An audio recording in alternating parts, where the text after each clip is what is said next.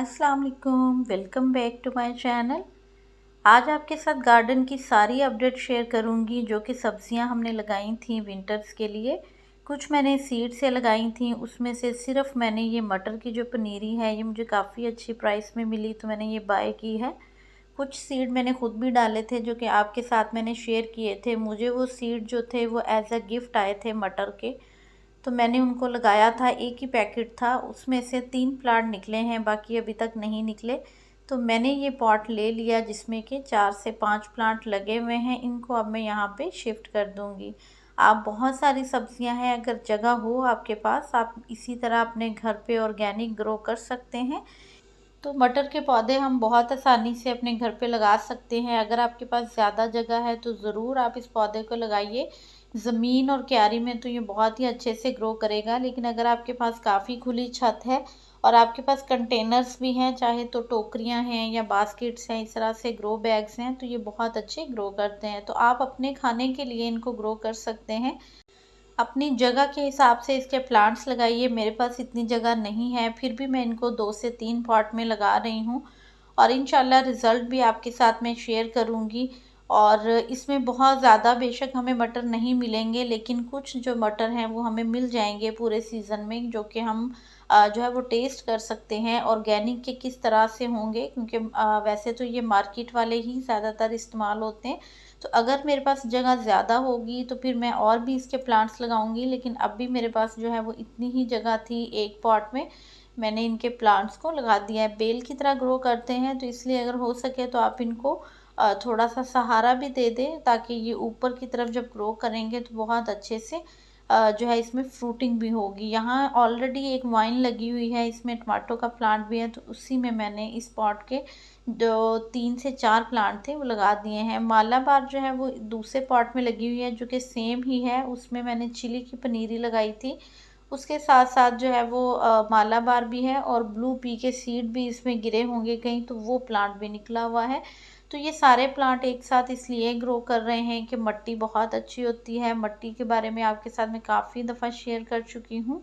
तो यहाँ मैं शेयर करूँगी आपसे कि मैंने एक कंटेनर में 2-2 वेजिटेबल्स कैसे लगाई हैं। एक देखें ब्रिंजल का प्लांट है और दूसरा इसमें मैंने आपके साथ जब गार्लिक की वीडियो शेयर की थी मैंने लास्ट मंथ लगाया था, तो इसमें आप इसकी ग्रोथ देखें 1 महीने में कितनी अच्छी हो गई है। इसी तरह बैंगन का एक और प्लांट है, उसके साथ मैंने पालक लगाई थी।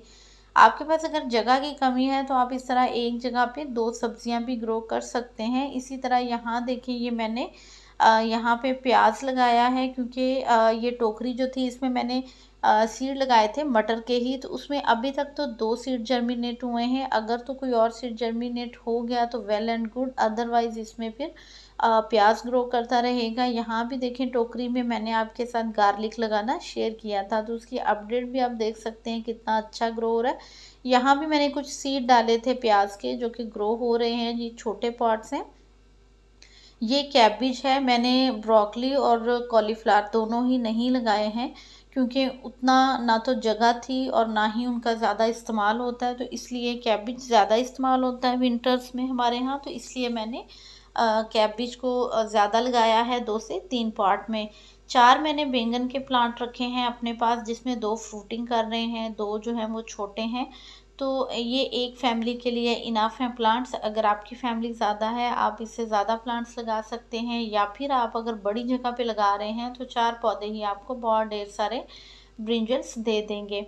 साथ में आप फ्लावरिंग प्लांट भी ज़रूर ऐड करें, इससे पॉलिनेटर्स आते हैं, आपके प्लांट्स जो हैं वो बहुत खूबसूरत भी लगते हैं। और उसके साथ साथ पॉलिनेटर्स जो हैं वो वेजिटेबल्स के लिए बहुत अच्छे रहते हैं, क्रॉस पॉलिनेशन के लिए। यहाँ पे ये ग्रो बैग खाली है, इसमें मुझे टमाटो के प्लांट्स लगाने हैं। कुछ मैंने मूली के जो आपके साथ ही लगाना शेयर किए थे प्लांट्स, वो अब मूली नीचे आहिस्ता आहिस्ता बनना स्टार्ट हो गई हैं। इसी तरह यहाँ देखिए कुछ मैंने टमाटो के प्लांट लगाए थे, बीट रूट के सीड डाले थे, तो बीट रूट भी जो है वो अब निकलना स्टार्ट हो गई है। ये वाला ग्रो बैग थोड़ा बड़ा था, तो इसमें मैंने साथ में प्याज भी ऐड किया है। जो बाल्टियाँ होती हैं वो 12 से 14 इंच की होती हैं, उनकी गहराई और चौड़ाई जो है वो बहुत ज़्यादा नहीं होती, तो इसलिए उसमें इस तरह की सब्जियां हैं जो कि उसमें जैसे मूली है तो खाली मूली ही लगी हुई है, और ग्रो बैग्स चूँकि बड़े हैं तो उसमें मैंने 60 टमाटो के प्लांट हैं और बीट रूट भी ऐड कर दिया। बीट रूट जैसे जैसे रेडी होती जाएगी हम निकालते जाएंगे तो फिर टमाटो का ही प्लांट उसमें बच जाएगा। इसी तरह जो बाल्टी है इसमें भी देखें एक टमाटो का प्लांट है और साथ मैंने थोड़ी सी बीट रूट डाल दी है, यानी मैंने उसकी जितनी भी सरफेस थी उसको खाली नहीं रहने दिया है, कोई ना कोई प्लांट ज़रूर साथ ऐड किया है। इसको मल्टीपल क्रॉपिंग कहते हैं। यहाँ देखिए मैंने पालक के सीड डाले हुए हैं। पालक कुछ मेरी बहुत अच्छी ग्रो भी हो रही है, मैंने हार्वेस्ट भी की 2 दफ़ा, और यहाँ मैंने फिर से सीड डाल दिए हैं। आपने अगर अभी तक सीड नहीं डालें तो आप ज़रूर लगाइएगा। ये वाला ग्रो बैग अभी खाली है, इसमें मैंने मटर के सीड डाले थे, वो जर्मिनेट नहीं हुए हैं अभी तक। तो अगर तो वो जर्मिनेट हो जाते हैं तो वेल एंड गुड, और अगर नहीं होंगे तो फिर उसके अंदर हम किसी और प्लांट को लगा लेंगे। ये बीट रूट की पनीरी मैंने आज ही शिफ्ट की है, इसकी साइड्स में ये 2 बच गई थी और जगह नहीं थी तो मैंने इस क्यारी में लगा दी है। इसमें लगाने की वजह ये है कि इसमें देखिए ये मालाबार स्पिनच है, और ये मालाबार स्पिनच जो है ये अब सीड्स पे है, सीड बन रहे हैं इसके अंदर, और यहाँ फिर सिर्फ चिली के प्लांट रह जाएंगे और मालाबार का प्लांट जो है वो विंटर्स में ख़त्म हो जाएगा। इसको हम अगले सीज़न फिर से ग्रो करेंगे सीड के साथ। काफ़ी सारी वेजिटेबल्स हैं जिनके सीड्स अवेलेबल हैं, आप बाय कर सकते हैं।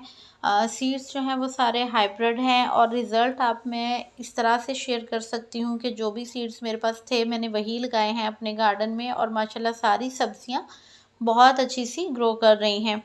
तो जितने भी सीड्स हैं वो सारे फ्रेश सीड्स हैं इंशाल्लाह, बहुत अच्छा जर्मिनेशन रेट मिलेगा अगर आप उन्हें सही टाइम में लगाएंगे, सही सॉइल में लगाएंगे तो आपको बहुत अच्छा जर्मिनेशन मिलेगा। जैसे जैसे ठंडक हो जाती है तो सीड्स जो हैं वो कम जर्मिनेट होते हैं, या फिर आप उन्हें पॉली हाउस में रखें या फिर कवर करके रखें तो फिर वो बहुत अच्छे से जर्मिनेट होंगे, अदरवाइज़ आपको जर्मिनेशन बहुत कम मिलेगा।